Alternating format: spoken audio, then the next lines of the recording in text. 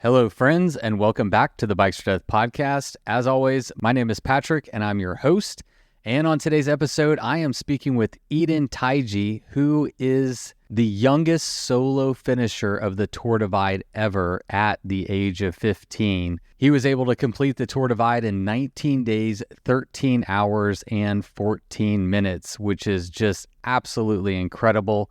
And this is not Edyn's first time on the podcast or entering ultra endurance bike pack racing. In fact, Edyn was on the podcast back in September of 2022 after he completed the Smoke and Fire 400 at just the age of 13 years old. And on his first ever race, he came in 6th place and only 8 hours behind the legendary Jay Petervary. Since then, he's been busy entering other ultra endurance races like the Fat Pursuit, Stagecoach 400, and the Drift 100. What he's been able to accomplish at such a young age is almost unfathomable. And it was really great to have him back on the podcast to catch up with him, hear what's been going on, and of course, hear about his Tour Divide experience.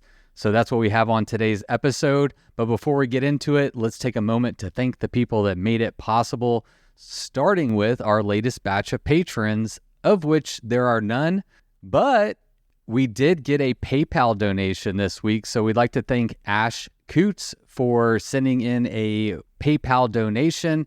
And I guess this is a great time to mention that there is a PayPal donation link at bikesfordeath.com if you want to leave a one-time donation. If you would like to sign up to be a monthly sustaining member of the podcast, you can find out more information for that over at patreon.com/bikesfordeath. We truly appreciate all of the support from the community. You are the reason that I've been able to produce 187 episodes over 5 years. So thank you, as always, for your support. It means the world.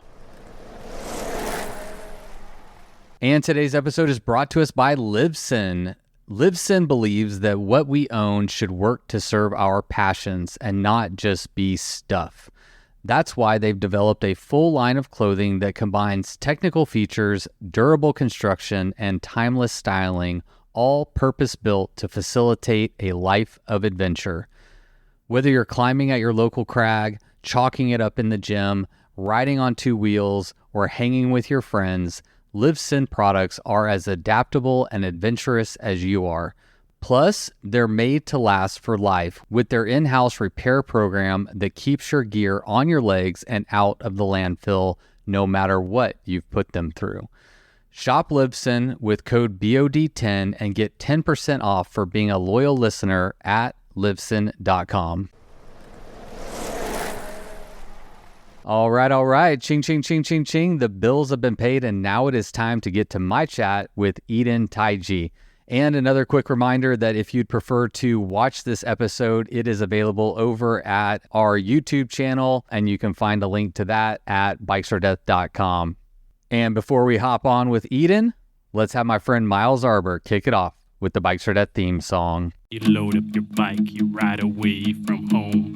You could be with your friends or you could be alone. You ride for a day or maybe more. You just love being in the great outdoors. Everything you need is strapped to your bars, including that new pillow you got from Santa Claus. And then you think, oh shit, to yourself. You left that super lightweight tent on the living room shelf. Bikes or death. Bikes or death. Podcast. I love that. So you're busy working on your car. Tell me about your car. So someone actually gave me an Astrovan, 2003 Chevy Astrovan. Oh, wow. And it's a pretty sweet car. It's like, I don't know, he built out the back, so there's like a bed and stuff in the back, and yeah, it definitely has some problems though. Dude, that's so sick. Is it, I know the Astrovans, they made some of them that were 4-wheel drive. Is this one 4-wheel drive? It's four-wheel drive. It has like a lift on there. It's got a big bumper with some light bars, got some big wheels. Dude, that is so Yeah. sick. I love that. Yeah. I already almost cussed. I'm gonna try really hard not to cuss on this podcast out of respect for you and your parents. But dude, that's so sick. So someone gave you that van? Who Yeah, you want to shout out the nice soul that like hooked you up with an absolute dope first car, especially for somebody who does adventure racing? yeah. For sure. They live in our valley. I guess they got a new car, and his name's Bill. Someone gave him a car and uh decided he wanted to get rid of his old one. Wow, that's so cool. So, I mean, I was that part of, did they know you? Did they just know your story and wanted to like help you out or what?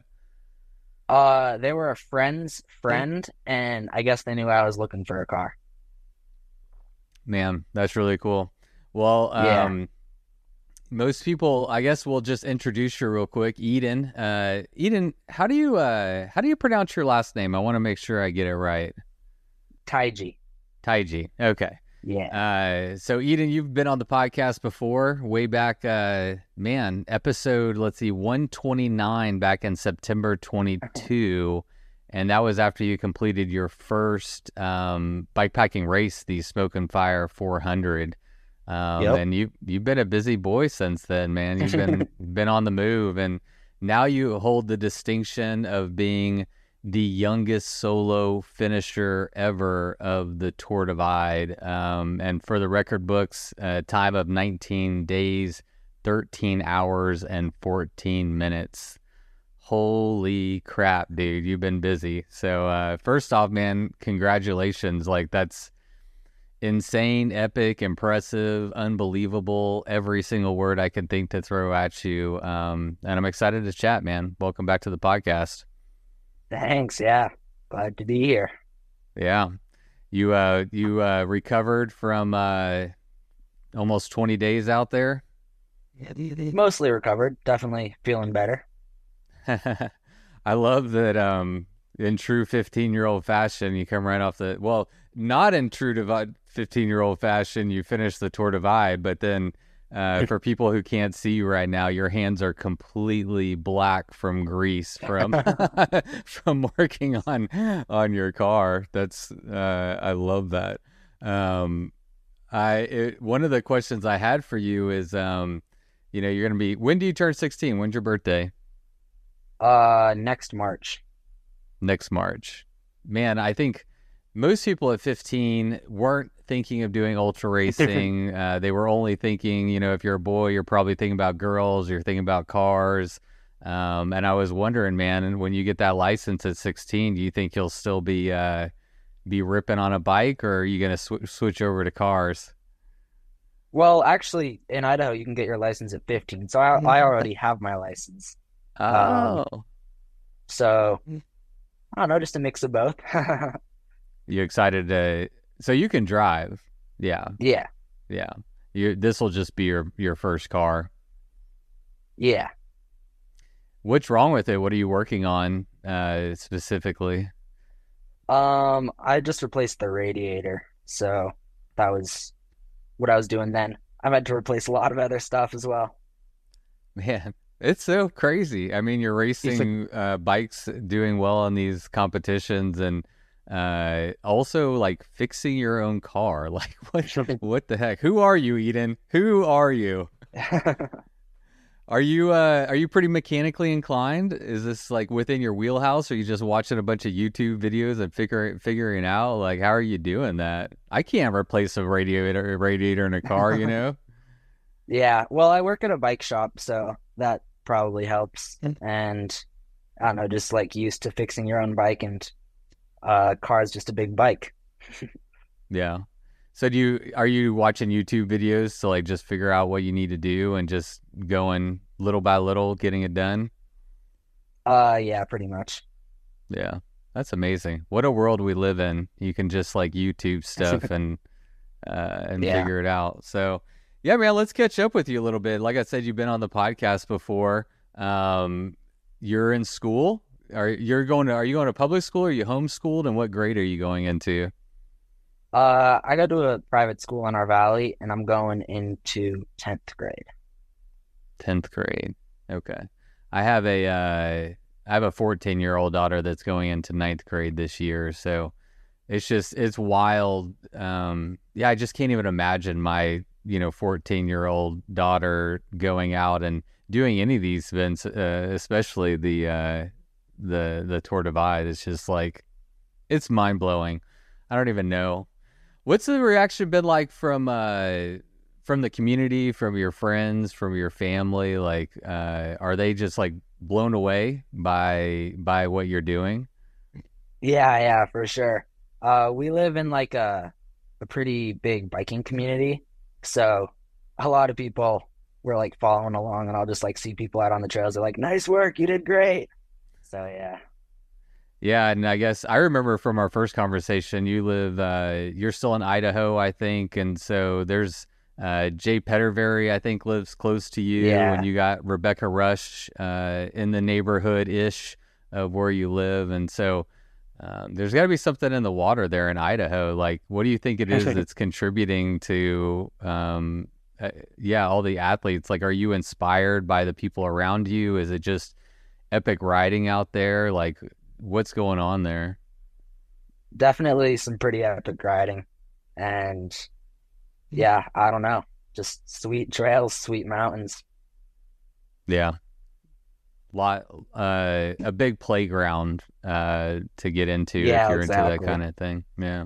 Yeah. So yeah, we haven't spoke since you did the Smoke and Fire 400. That was your first bikepacking race, right? Am I remembering that Yep. correctly? Yeah. Yeah. And now, I mean, just 2 years later, you've taken on and completed, considerably the most challenging event course in our bikepacking circuit. Catch me up to speed, man. Like, what are some other events and stuff that you've been doing over the last 2 years? So after the Smoke and Fire, I went and did JP's Fat Pursuit. So that's like 120 miles on a fat bike in the middle of winter in like West Yellowstone. And then that spring, I did the Stagecoach 400 down in San Diego. And then the following winter, so like this past winter, I did the Fat Pursuit again. I had to scratch from that because it was -40. And I got a flat. And then that winter, I also did the Drift 100 in Pinedale, Wyoming. It's another fat bike race. And then pretty much this whole spring, just preparing and getting ready for the Divide. Yeah. What I heard that the Fat Pursuit was particularly cold. I mean, it's always going to be cold, but I believe this year was colder than normal. Yeah. So you got a flat and just weren't able to repair it? I mean, I know that like even the smallest task in those conditions are absolutely brutal. So what was the thing? Like you said that the flat, were you just not able to repair it, or what happened? So on a fat bike, you're like airing up and down your tires a lot, depending on like how soft or hard the snow is. And we had just gotten onto a piece of, basically we had been pushing for like, I was in a group of little people. We had been pushing for almost 25 miles. And finally we got onto like a groomed trail, and I was pumping up my tire, and the valve core came out with my pump. It had like frozen and then I had to get a pair of pliers and like wrench the valve core out, but I damaged the little rubber seal, and I think I cracked it because it was just so cold. So the valve core wouldn't reseal. And just at that temperature, I couldn't take my hands on my gloves to like throw a tube in or do pretty much anything. So I set up my sleeping bag and just like waited, and then someone like ATV with tracks on it came by. I'm like, "Hey, can I get a ride?" How did So you yeah. fit all your stuff on somebody's ATV? It had like a short, like a 2 foot bed almost, and we just stuffed the bike on there. So yeah. Yeah. Man, wild. I mean, that is just a crazy adventure. Um, has that been the only event that you've had to scratch from out of all the ones you've done so far? I had to scratch from the Colorado Trail Race last year because I was carrying my bike up a really steep rocky section and hit my knee on a rock and I don't know, hurt it somehow, and it was not too stoked about that. Yeah.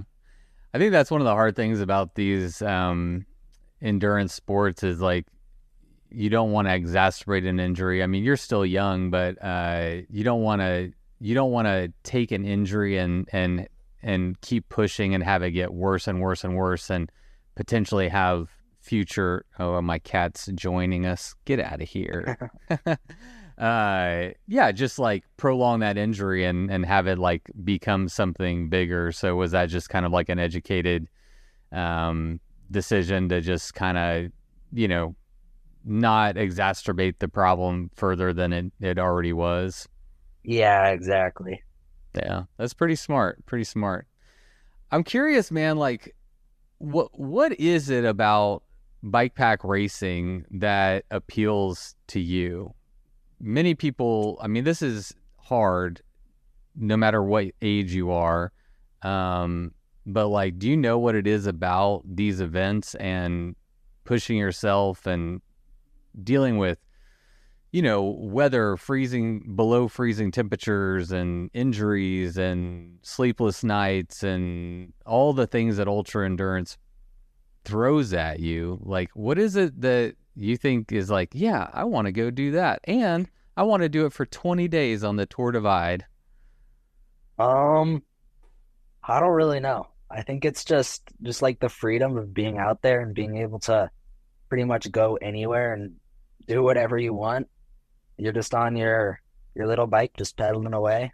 And yeah, I think I guess yeah, it's just the freedom of being out there and just exploring everything. And I mean when you're in a car, like stuff's going by you at 70 miles an hour. When you're on a bike, you get to really actually like immerse yourself in where you are. Yeah.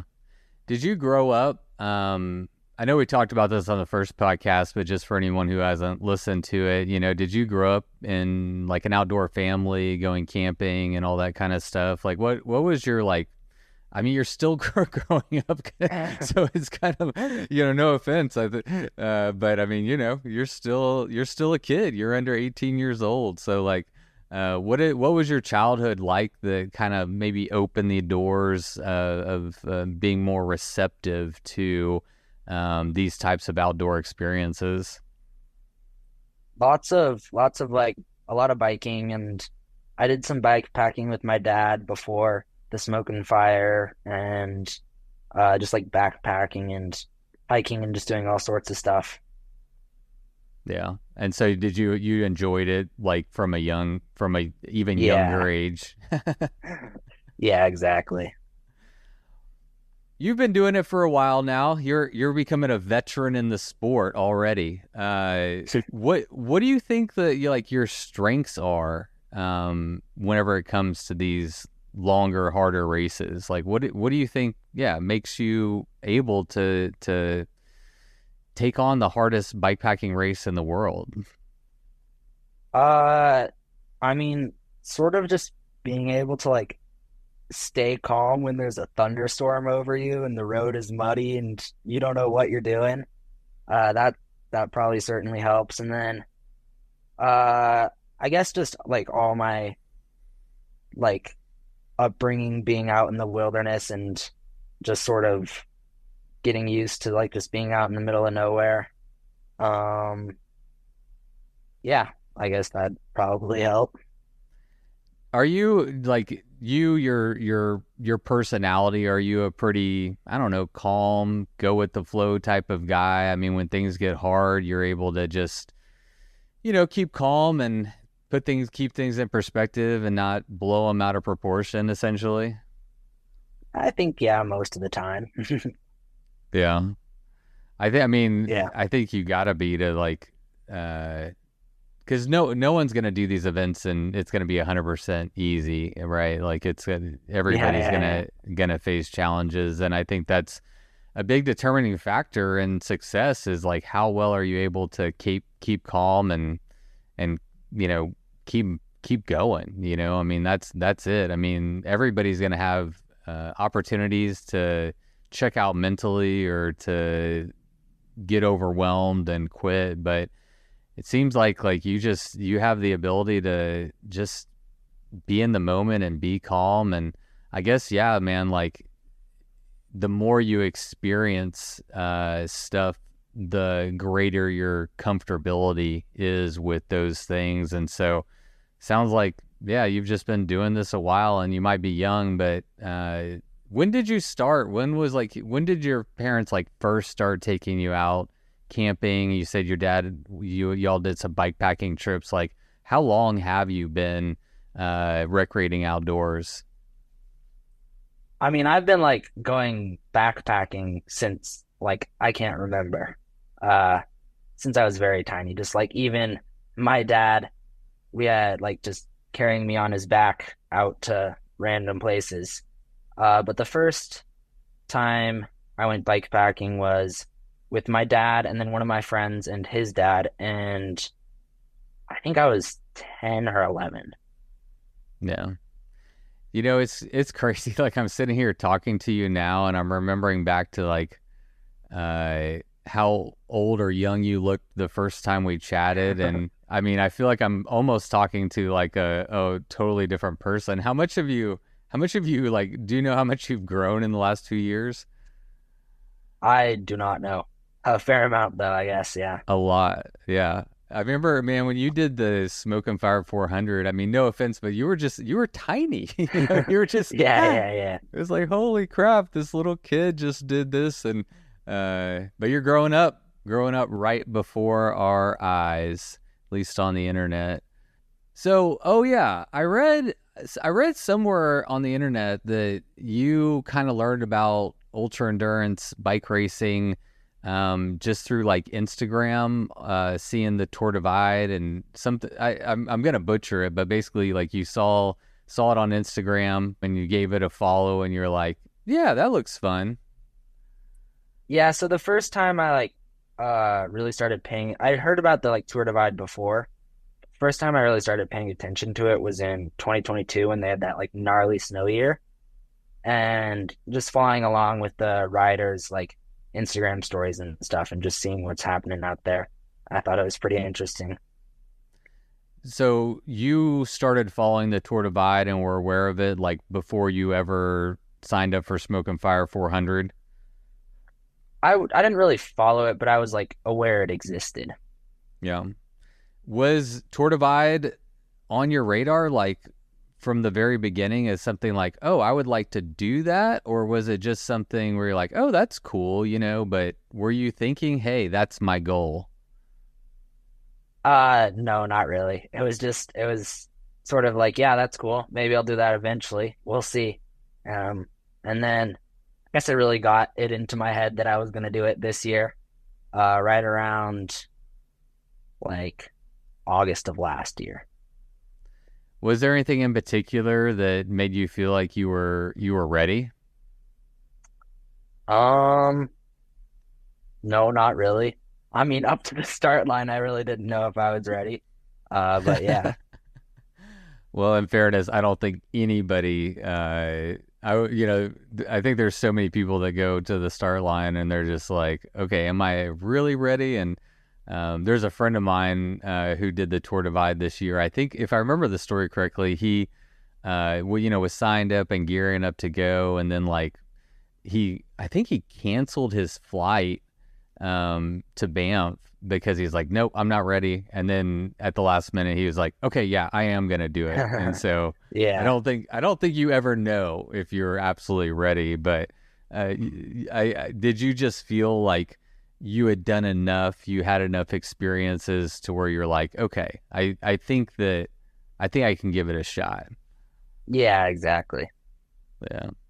One thing I wanted to ask you about was how well are you handling just the balance of life, because like you said, you work in a bike shop, you're in school, and you're training for and having success in all these races. And, you can't be successful in these races without a lot of time, from strategy to equipment to, making a training plan to actually training, and you're only 15 years old. Like how it blows my mind as a grown ass adult. Oh, I already cussed. So a grown adult, that I'm just like, how is he balancing all of this? And are you okay? Like, do you feel ever like overwhelmed by all this, or are you are you taking it all kind of in stride? I mean, yeah, I'll sometimes feel overwhelmed by everything, but most of the time I'm able to balance stuff pretty well. Yeah. So what does it look like for you? Let's say like when you're in school, you got to go to school, you got to do your homework, you got to train. Like what does a day in the life of Edyn look like? Probably get up, eat some breakfast, go to school, and then after school, I'll usually, depending on if it's like in the summer, it's pretty hot here, so I usually try to wait until later to go on a ride. Um, but after school, I'll like come home, eat a snack, and then go for a ride. And then during school, I'll usually only work like after school 1 or 2 days, and then like a full day Saturday. Um, yeah. And I mean, are you feeling like just completely burn out ever by all this, or are you more just like energized and so gung ho for it that I don't know, it's just what you want to be doing and how you want to be spending your time? Yeah, no, never really feel burnt out. I mean, I love riding, so it's just, yeah, it's fun. What about school? How you doing in school? I'm doing pretty good. It's somewhat hard to focus on when you're like doing all this other stuff, but yeah, I'm doing pretty good in school. How does being a successful ultra bike pack racer translate to any type of street, quote unquote street cred amongst your peer group? Well, most of my friends also ride, so they like sort of know what it's like, I guess. Yeah, but how many of them are doing this? Not many. Are they pretty blown away, or are they all keeping it like low key, like, whatever, that's just Edyn? I mean, yeah, they're pretty like blown away, I guess, but also it's just yeah, sort of me, I guess. Man, so cool. Well, something else cool that has happened is you're now a rider for Rodeo Labs, right? Mhm. Big deal. Yeah, yeah. That's pretty big. Like I met Steve once, the owner of Rodeo Labs, and I so I don't really know him like personally or anything, but my perception of Steve is that he's very, I don't particular, very selective about the people that he supports. And how did that happen? How did you become a writer? How did you woo Steve into to signing you up, or did he woo you? So I think like the spring of last year, I sent him an email just like, "Hey, I've been looking at your brand. I'd love to like maybe talk about some sort of partnership or something." And then sort of talked with him a bit about that. And then he's like, "Well, let's see where you are at the end of the summer, and maybe we'll come back to this." And actually, right after I'd scratched from the CTR, I went and showed up at the Rodeo Labs headquarters and talked to him, and I guess that was sort of the like thing that really made it happen. Yeah.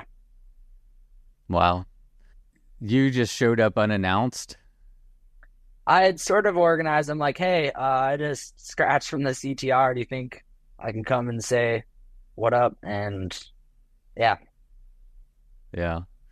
I'll have to ask him what maybe push the needle over the edge, but that's super cool, man. I'm excited for you. I'm glad to see that you're getting some support. And I wanted to ask you, so you went with their Trail Donkey 4.0. Yep. Did you select that bike with the Tour Divide in mind? Yeah. So that's a pretty, I mean, if you look across the gamut of, what most people are riding on the Tour Divide, for people who don't know, the Trail Donkey is what I would consider a beefy gravel bike, fully rigid, drop bars. And I mean, Justin S., who won this year, was on a full suspension, full squishy Trek Super Cal, or I think that's what it's called, one of those. Which might be a more traditional type bike for the Tour Divide. And so how well did that bike perform for you on the Divide? I mean, it works great. For most of my experience riding, I was actually riding a rigid mountain bike. So I'm pretty used to, I don't know, picking good lines and stuff. And I feel like there are a lot of the Divide are smooth roads where a rigid bike just does fine. And there are just those small sections that are really rough. And it would certainly be nice to have suspension on there, but so they're like so far apart and so small of sections that I feel like it's not necessarily necessary. So if you were to do the Tour Divide again, do you think you would go with a similar setup, or do you think you would offer something that might have a little bit more, I don't know, suspension? I think, well, one of the nice things about the Trail Donkey is it has just such a big frame, and that gave me a ton of room in the frame space, which was pretty sweet. And that's like one of the things you're sort of sacrificing if you go towards a mountain bike. And I don't know, I think I would probably do it with a fork. I don't know if I'd go full suspension though. Yeah. And they make those new like low travel suspension forks kind of geared for a gravel bike. So maybe throw that on there, something like that. Mm-hmm. Yeah. That's cool, man. You decided in August of 2023, you said that you were going to take on the Tour Divide. How much did you have to talk your parents into that that idea? I mean, at this point, obviously they're getting somewhat comfortable with you being out there maybe, but Tour Divide is a whole nother beast. So what was that conversation like? I guess it was sort of just me like, hey, I'm doing this whether you like it or not. And yeah, they're comfortable with me being out there, and I don't know, they were a little bit worried, but yeah. Whether you like it or not, I don't believe that. I mean, I really I guess I signed myself up for it once I got the support from Rodeo Labs. I was basically like, hey, if you give me a bike, I'll do the Divide on your bike. And so I guess that was just part of the agreement, which I don't know, yeah. So was your dad in that conversation with Steve about, so was he already kind of in the loop as to what you were already thinking? Yeah. Yeah, I got it. How well are your parents tolerating I don't know how well but how well do you think that they're tolerating the emotional stress and burden of their kid out there, in the wilderness? I mean, you're exposed to the weather, wildlife, people, and that's got to be hard on any parent. How well are they managing that, do you think?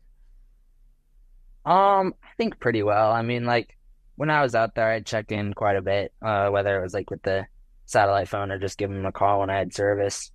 How often were you checking in? I don't know, a significant amount. There's not a lot of service out there, so pretty much I get into a town, call them up, and be like, yo, what's up? Yo, what's up? And what are those Yeah. conversations like? Are they worried? Are they just stoked for you? Are they giving you like good positive affirmations? Like, what are those phone calls like? Um, I don't really know. They don't seem too worried when I'm on the phone with them. Uh, but I don't know. It's just sort of like when you're riding, you just have so much time to think about stuff that it's nice to talk to people sometimes. So it's just sort of whatever comes up, I guess. Yeah. I was gonna ask you about that. What about, yeah, how well did you handle like loneliness out there? And I mean, were you mostly riding in a group most of the time with other people? That's one of the advantages of not being on the pointing end. When you're on the pointy end, I mean, you're definitely just gonna mostly be out there by yourself and never see anyone. So were you mostly riding with people, or were you out there alone most of the time? Well, up in Montana, I was sort of I rode with like the same guy for almost 3 days straight when it was like raining and snowing a ton, just because it was rather nice to ride with people. But then more south, I was sort of like in a group of people, but we were all spread out like I don't know, 50 miles apart or something. So I'd like occasionally see people. I didn't really ride with too many people after like Wyoming though. Do you get lonely? Do you get scared? Um, I mean, yeah, I was certainly lonely out there, but uh, I don't know. It's just part of it, I guess. How do you deal with it? What do you do whenever you're? I mean, do you just Uh, listen to podcasts? Like, what do you do? yeah, yeah. I had like a big playlist, this big Spotify playlist, and then podcasts and audiobooks, and yeah. Give us an insight. What podcasts do you like to listen to? What audiobook? What were you listening to on this year's Tour Divide? Um, let's see, podcasts. I listen to like I think it's called Ask a Cycling Coach. It's about like all sorts of training stuff because I do cross country racing, so that's sort of Dang. what I'm like focused on right now. Um, so that also some like podcasts about like true crime podcasts Oh, and I just love sort of true like crime. yeah, just sort of stuff that sort of captivate me, I guess. Have you ever listened to Shit Town? I don't think so. Dude, listen, check that one out. That's my favorite true crime podcast. Yeah. It is freaking wild. There's some good ones out there though. What about books? What books or book did you listen to? So someone gave me my like or their Audible login right around like Wham Sutter, so about halfway. And I listened to The Long Walk, and then I listened Oh, Stephen to King? Actually, no, not it the Richard it's the Bachman. one yeah, from the like guy that walked from the Siberian like gulag all the way down to India.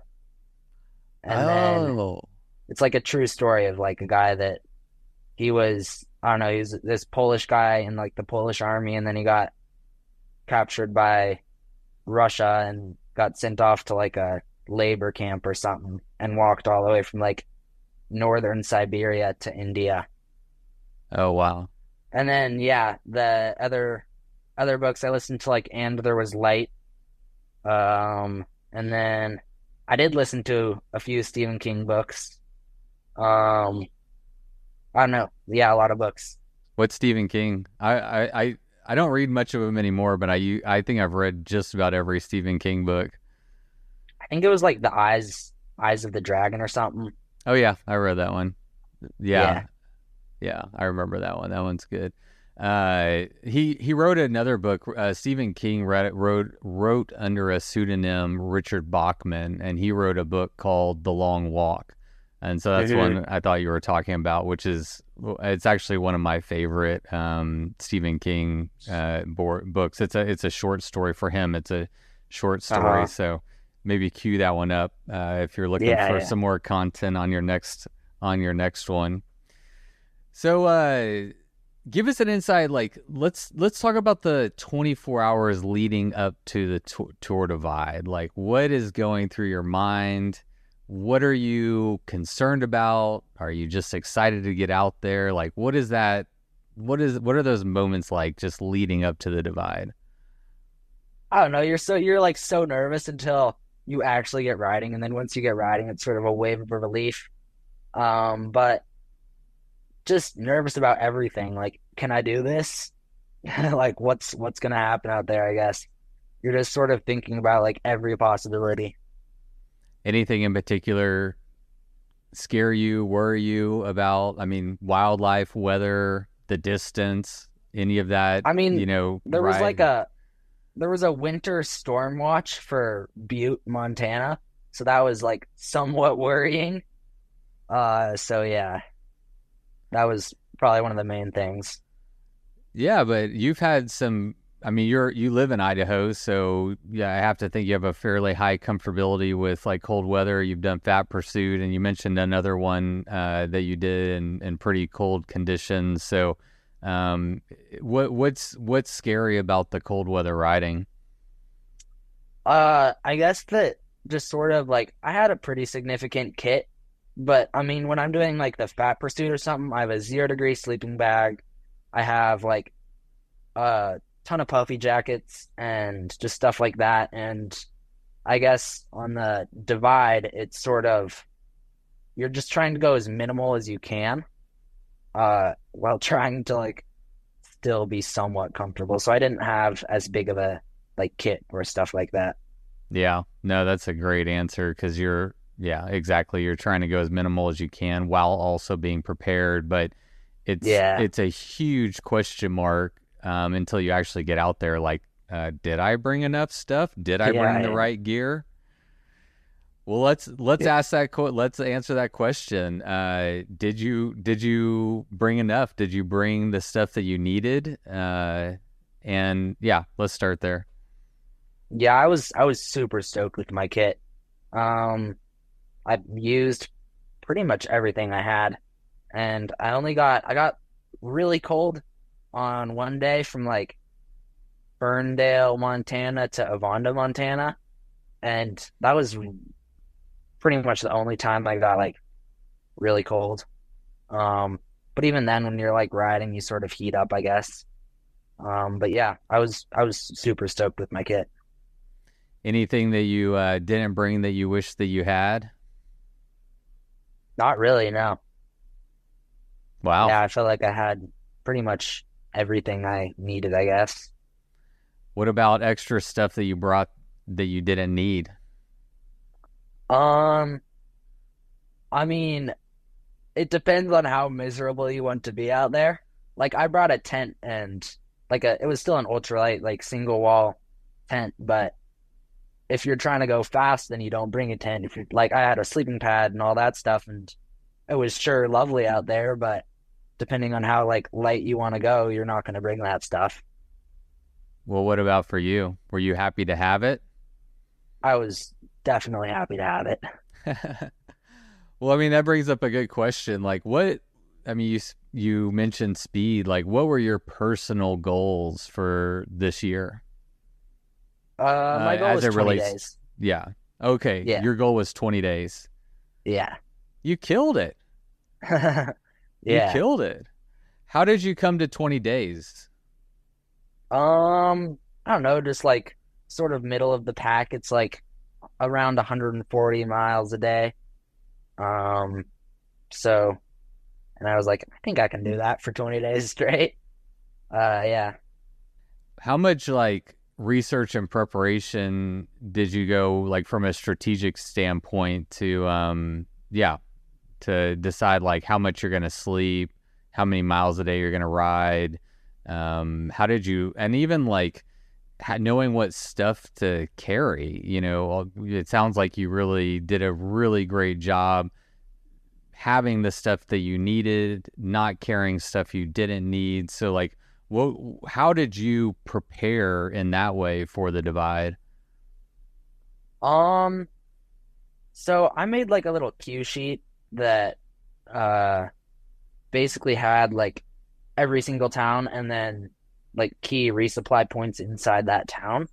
And that's all I had for like I didn't go and like make a spreadsheet of like I want to be here at this time, like this day. I sort of just went with the flow like that.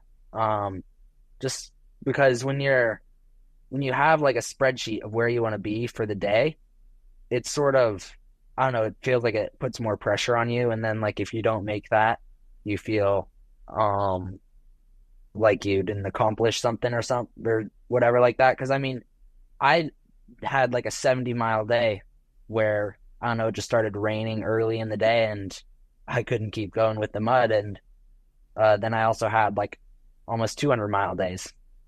So yeah, that was sort of my plan, like strategically, I guess.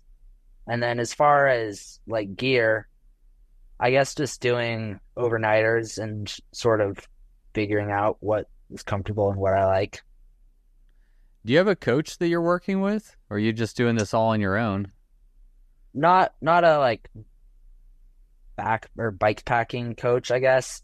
I mean, I talked with JP, who's like very knowledgeable on the route. Very knowledgeable. Um, One of the most knowledgeable. yeah, yeah. So I talked with him before it just to, I don't know, get some tips, I guess. But yeah. You were talking about pressure. How much pressure did you feel to make that 20 days? Not a ton. I mean, my goal was 20 days, but the like real goal was to finish, like no matter how long it took.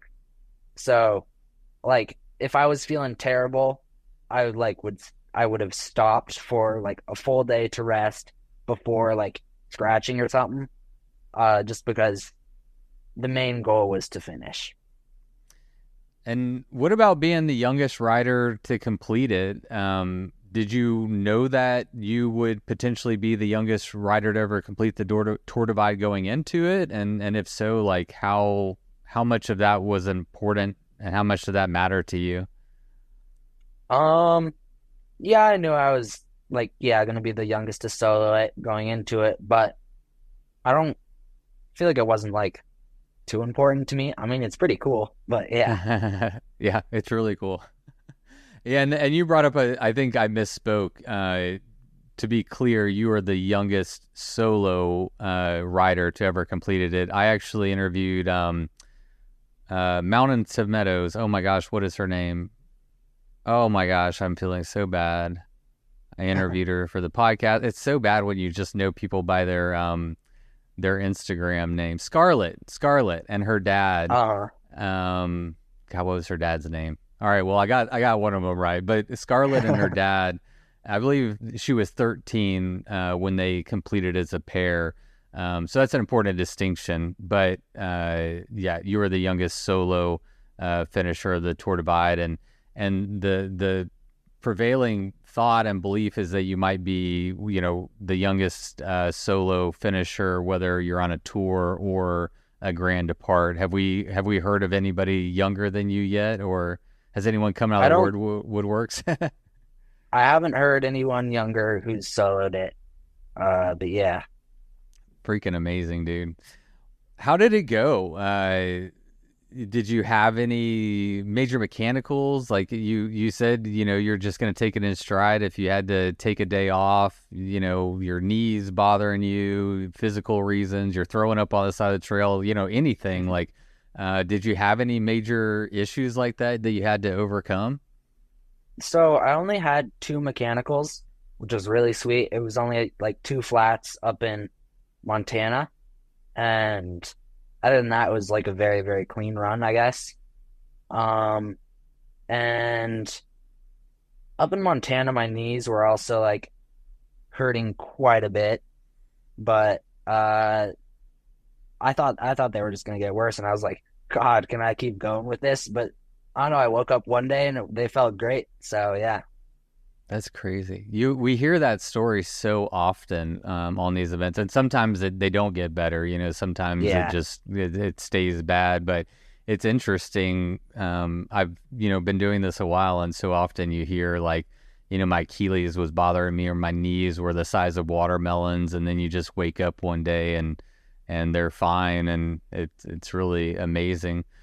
One thing I remember from our original conversation, I believe that you eat a very clean and healthy diet. Is that right?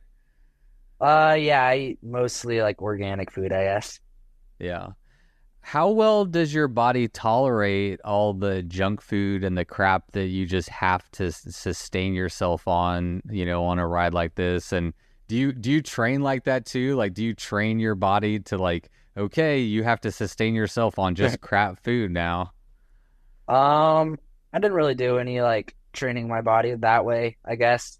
And it actually did surprisingly well. I was feeling good and like energetic. I didn't really feel sick, uh, pretty much at all. That's amazing. So what's your Yeah. go-to whenever you're hopping into a gas station? Not a sit-down meal, but just like, you're just, because there's so many gas station stops, right? Like, what are you grabbing in a gas station? In a gas station, probably get some bars and then like see whatever they had, like frozen burritos or if they had any like pre-made burritos or stuff like that, like hot burritos. Um, so yeah, that was, I guess, what I'd go for in gas stations. Yeah. Yeah. The frozen burritos, would you just take them frozen and let them warm up on their own so you'd eat them later? Well, a lot of gas stations will have like a microwave, so I do that sometimes. But then, yeah, down in New Mexico, it was hot enough where I could stuff a frozen burrito in my frame bag and it'd be uh nice and warm by like a couple hours.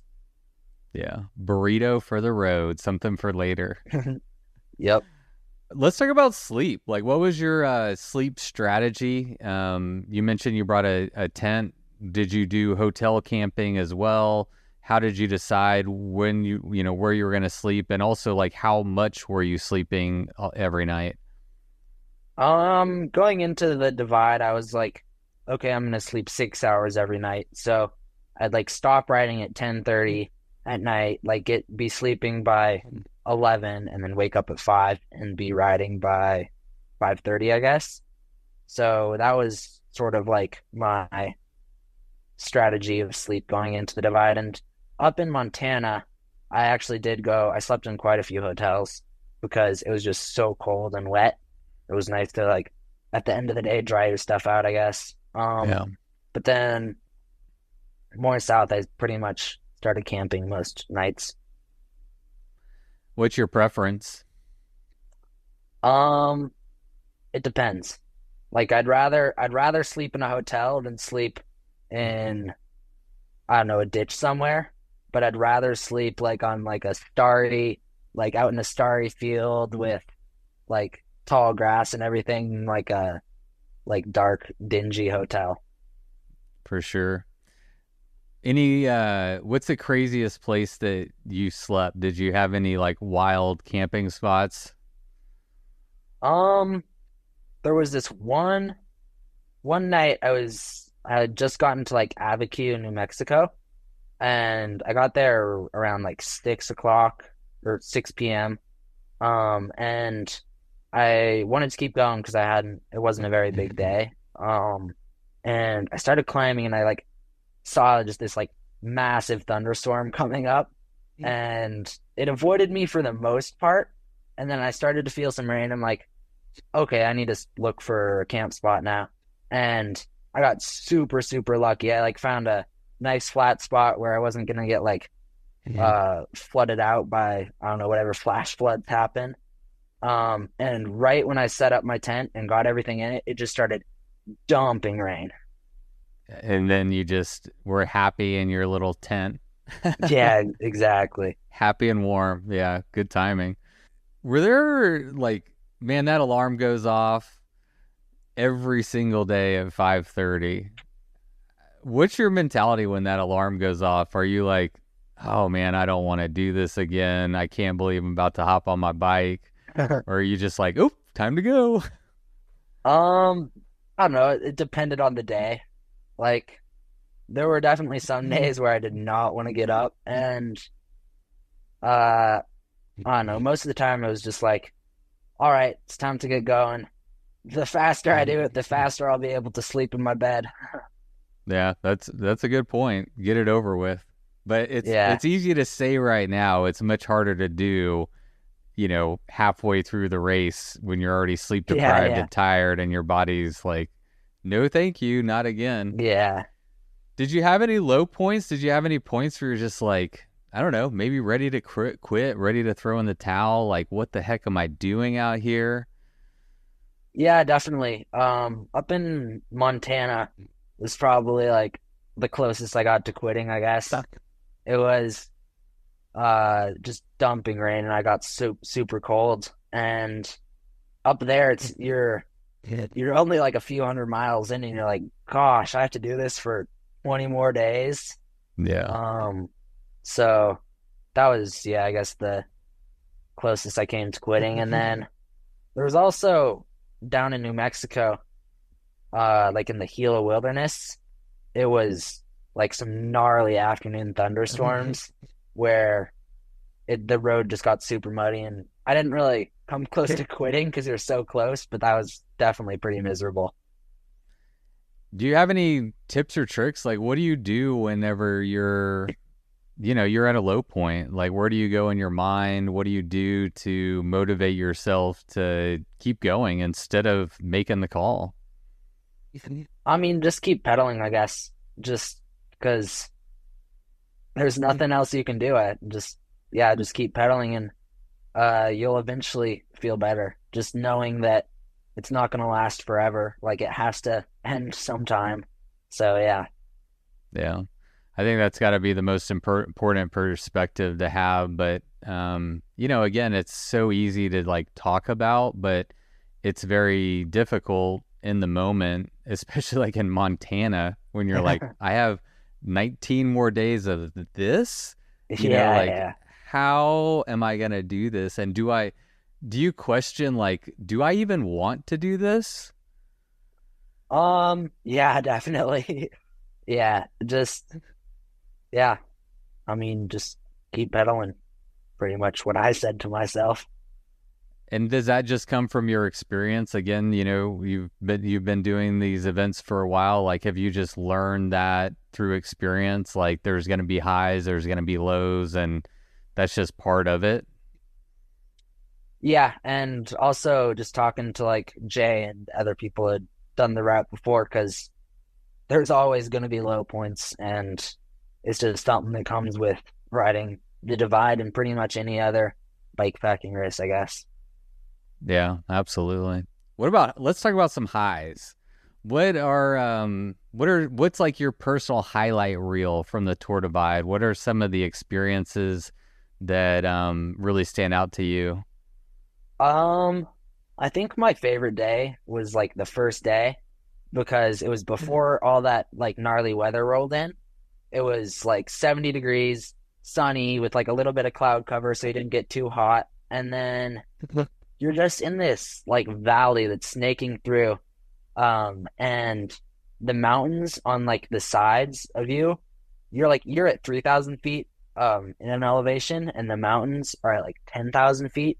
So just super drastic, like rocky slopes. That was very, very cool. And I also saw a grizzly bear on the first day, and that was pretty sweet. It didn't really seem to care about us, but yeah. How far away was this grizzly bear? I think like less than 100 feet. It was on the trail, Oh, and then it wow. sort of like started, I don't know, went off the trail, I guess. But yeah, it really did not care about us. That's such an interesting perspective. I think so many people, I mean, grizzly bears are one of the things that really concern people when they're riding the Tour Divide. But you're like, oh, it was really cool. Are you not, worried about wildlife? I mean, I'm definitely worried about wildlife, but like, I'm sure I would have not thought it was so cool if it was like dark outside, it's raining, and I just see these like eyes and this like smelly bear. Sure, I would not think that was cool. But when I saw this when I was in like a group of people and it was like sunny outside, the bear was just minding its own business and it didn't really seem to care about us. Yeah. But that didn't give you like any trepidation about, day 5 or day 10. Like, Hey, that's an omen. That's day one. Yeah, yeah. I mean, sort of. And then I also like had heard like the group of people I was bouncing around. I talked to the like people there a lot, and some of them were like, "Yeah, I just saw a bear," and they're like 20 minutes behind me. And I'm like, "Oh, lovely." There was this one guy where he was climbing. I think it was Fleecer Ridge. That's a pretty long climb up to the top of Fleecer Ridge, and uh, I was climbing that like right around sunset, so it was getting darker. And this guy came from behind me. He's like, "Did you see that bear back there?" I'm like, "No." They're out there, man. They're out there. Yeah. Do you have any other like crazy wildlife encounters? Um, Not really. I saw a buffalo going into like the finish. It was the most random thing. It was just like a wild buffalo just cruising. It like down towards Antelope Wells? Yeah, it was on the highway to get to Antelope Wells. What the heck? Yeah, that is random. Yeah, Are you sure you saw it or did you just hallucinate it? pretty positive I saw it. And then there were signs on the side of the road that were like, "Watch out for buffalo." Okay, so it was real. Unless you hallucinated the signs too. I'm just kidding. Yeah. Yeah. Well, what about hallucinations? 6 hours of sleep is on, I mean, we saw Lachlan do 6 hours of sleep and obviously perform really well. Did you fight any hallucinations or sleep deprivation, or was 6 hours of sleep a good number for you? I think 6 hours was definitely a good number for me. The only time I really like felt really sleep deprived was on like this second to last and last day where I didn't really get very much sleep at all and just sort of rode as far as I could. But you're so close to the finish, you don't want to stop and sleep. So why were you pushing it so hard at the end? Were you just trying to make that 20 days, or just you wanted it to be over? Why were you pushing a little bit harder? Yeah, just want to finally be done.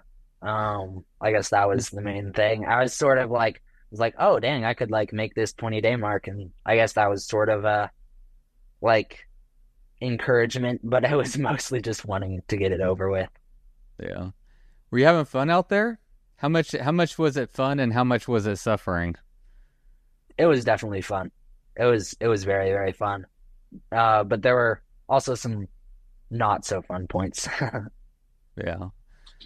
What was your favorite state? And let's do least favorite, not to call out any states, but and a lot of it's like weather dependent and how you're feeling, so it's not representative of just the state. But what was your favorite and least favorite state to ride through? I think my favorite state was probably Colorado, just because you're up high and really, really smooth, fast roads and just like some really beautiful scenery. And then my least favorite state was either Montana because of the weather or New Mexico because of the terrain. New What about Mexico was Yeah, tell me about New very, Mexico. very, very rough. Um, this year they added like two, yeah, two continental divide sections. So it's like a backpacking trail and you're riding on it on your bike, and it was very, very rocky and rough. Yeah. That one of the times you might have liked to have a little suspension. Yeah, exactly. What did you think about the new? I mean, you didn't ride it prior without the CDT sections, but what did you think about that new addition? I thought it was a very interesting addition. Um, I mean, yeah, I didn't really get to experience the previous route, so I don't really know what you're bypassing, but I'd talked to some people who had ridden the previous route, and they were not too stoked about those sections because they're like, it's bypassing a smooth gravel road. It's like, oh, great. So did you embrace the suck, or were you? Yeah. How did you deal with them? I mean, yeah, just sort of just try to enjoy it, I guess. Yeah, Was it just the technical factor of it that made it so challenging? yeah, it was just, yeah, was just the trails were so overgrown because I think what happens is like the people who are actually hiking like the CDT, they start early in the spring down in New Mexico and then finish like around like June up in up in Canada. So the trail was like really overgrown. Like not a lot of people had hiked it. So there was this one point where you're just like riding through a field. You have no idea where you're going. You're just like, great. Do you ever get lost? Um, Not like detrimentally lost. Um, but yeah, I like made a few wrong turns. I'm like, oh, dang it. But not enough to like, yeah, you didn't go like way off course and had to reconnect, or backtrack, I should say, not reconnect because you have to backtrack. Yeah. No, I had like a Garmin and it sort of like beep at me whenever I think it was like 200 feet. Whenever I got like 200 feet off the course, it'd beep at me. Yeah. What is it like? What was it like for you? Do you remember what your emotions were like on that last stretch riding down into Antelope Wells? You just have that long pavement section. Like, what was going through your mind?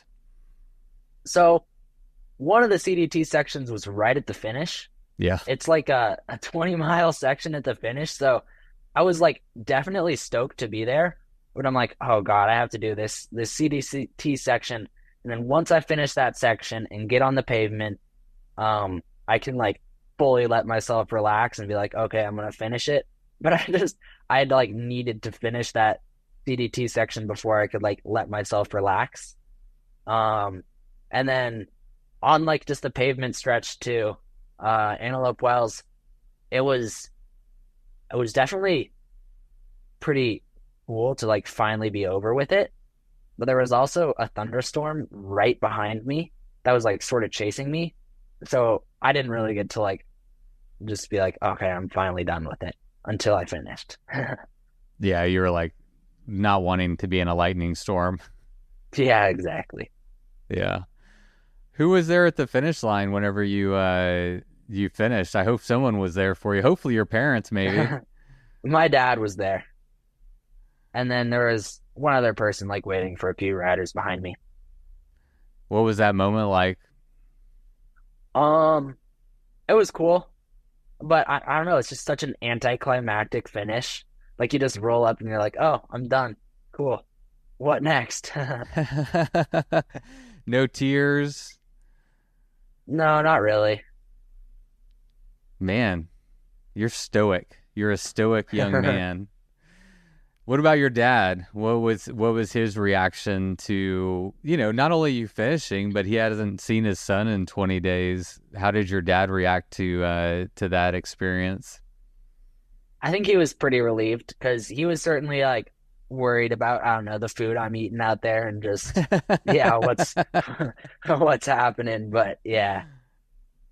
So did he have some like good healthy food for you waiting at the finish line? I mean, sort of. He gave me a pint of ice cream, so that was pretty good. Finish line treat. Yeah.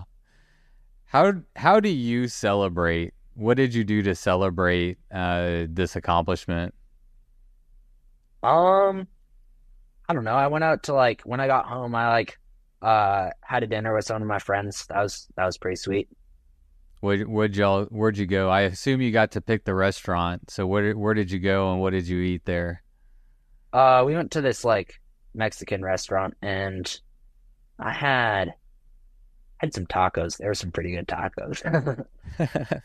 What does it mean to you? Like, I know it's a big question, but what does it mean to you to have completed arguably the hardest, most challenging race that our sport has to offer? Like, how much does this mean to you? Um, I don't even know. I mean, it's definitely pretty cool. Yeah, just to be like, yeah, I rode across the country. That's just a pretty cool thing to say, I guess. And then, yeah.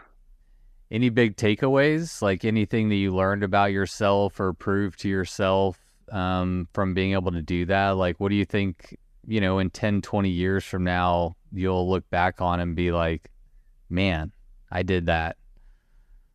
I mean, really just like the ability to just do anything you want, and like no matter how hard it is, you can like finish it. Might take 20 days, but you can like do it, I guess.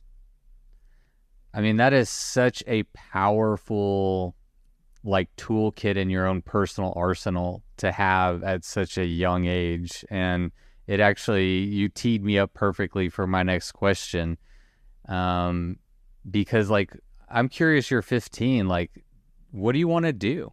What do you want to do? And it's a multi-pronged question. Like, what do you want to do in bike racing?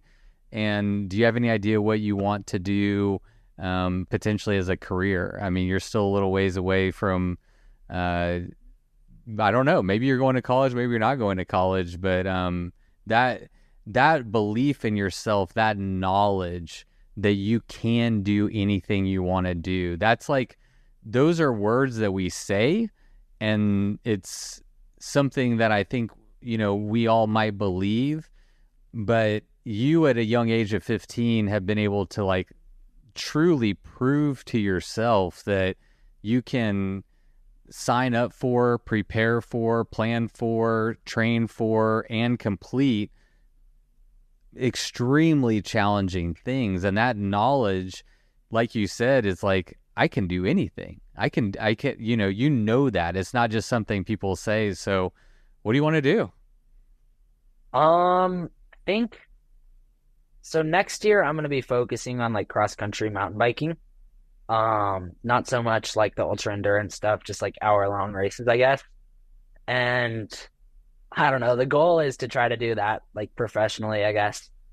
Um, I've had success with it in the past, and yeah, just I guess the goal is to see how far I can go with that. And I don't really know what I want to do as a career. Maybe something like I was thinking about like engineering or something. Yeah, it sounds like you have a natural maybe aptitude and interest in mechanical things, from working in a bike Yeah. shop to working on your car. It sounds like that's something that's kind of just suited for your personality, possibly. So cross country, professional cross country racing, is that something, are you thinking about like going to college and racing on a team, or what do you think there? Yeah, pretty much, I guess. Yeah. Or just see like whatever, uh, yeah, teams I can get on. So, I mean, the Olympics are going on right now. Any thoughts of potential like making an Olympic, like how? Because again, like I feel like you could set any goal you want. You set Tour Divide, the loftiest goal in bike pack racing. That has to open up your mind to be like, okay, what else do I want to accomplish, and how far do I want to take it? And you've proven to yourself that you can. So, do you have any other like big goals, like an Olympics, or what are you thinking? Olympics would be pretty sweet. Yeah, I know. We'll see what happens, I guess. Yeah. I mean, that's the timing is interesting. It's 4 years from now, right? So you'd be Yeah. 19, you'd be about 19, 20 years old, and when the next Olympics runs around. So are you watching the Olympics, the cycling Olympics? Yeah, I think they're actually cross country mountain bike is happening like right now, or at least today. Yeah. Yeah. I watched the women's, I believe it was yesterday or the day before. I watched them. What do you think about that Olympics course? Have you seen it yet? I haven't really seen it. I've been pretty busy with just doing other stuff, but yeah. I heard from some of the professionals it's a little underwhelming from a course. They wanted something a little bit more challenging, but I don't know. I'm not a Yeah, yeah. professional mountain biker, but that's exciting, dude. Very exciting. Um, what's your next? Do you have any other ultra cycling races that are on your want to do list? I know you want to focus on the cross country stuff, but yeah, what do you think? I can't imagine this is going to be your last ultra endurance cycling event. What's next on your personal bucket list?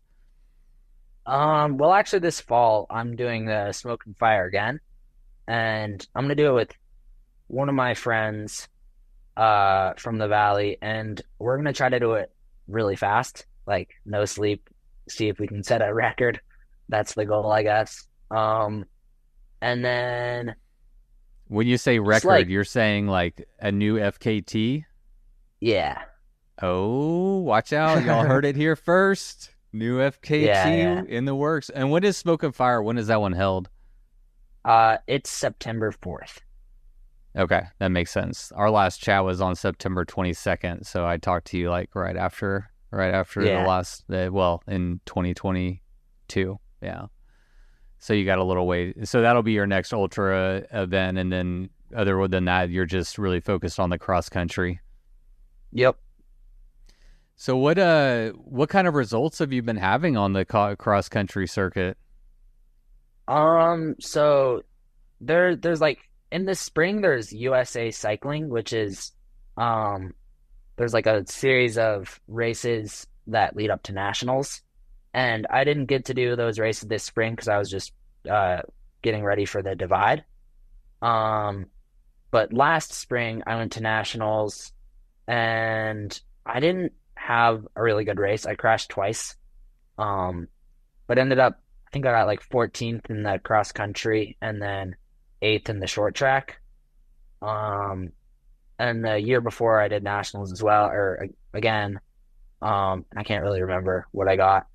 But then in the fall I do NICA, which is or it's like the Idaho Interscholastic Cycling Association or Cycling League, IICL, yeah, league.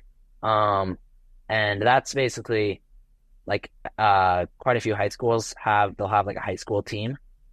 And I think there's 4 races and then there's state championships. And last year I won state champs, so that was pretty sweet. And we'll see what happens this year. I'm in varsity this year, so it's gonna be slightly more competitive field, but yeah. What about Tour Divide? Do you think that you're gonna want to take another stab at it? And if so, when do you think you might? Any idea when you might want to go back and give it another go? I think I'll definitely be back on the divide. I'm not sure when though. We'll see. Yeah. All right. Here's my 14-year-old. Lila, you want to hop on and ask a couple of questions? She says no. Lila, what's the longest you've ridden? Yeah, we did like 60. Say hi to Edyn. This is world record holder Edyn. Completed the Tour Divide in under 20 days. Could you imagine doing that? You want to? You want to give it a shot? No. Yeah, you should send it. He says you should send it. She says she thinks she would die, like for real. And that's what a normal 14, 15-year-old thinks about going out on the divide. Absolutely impressive, man. I am so blown away by you. I'm so impressed by you. I think it's so cool. And really, I'm happy for you. Like, that's just an amazing accomplishment. And yeah, I'm really just looking forward to seeing what you do in the future and wishing you all the luck. And maybe next time we chat, you'll be like 2 feet taller. You keep growing every time, every time we do this. Yeah. Well, thanks for coming on, dude. Yeah, thanks for having me. Absolutely, man. I really appreciate you taking the time. I appreciate you taking a break from working on your cool new van to come and chat with me. Do me a favor and send me some pictures of that van. That sounds dope. I've got some. Yeah. I love a good van, so send me some photos. Maybe we'll include that on social media. Cool. Yeah, for sure. All right, buddy. Well, have a good day. Thank you, and congrats again. Yeah, thanks. Bye.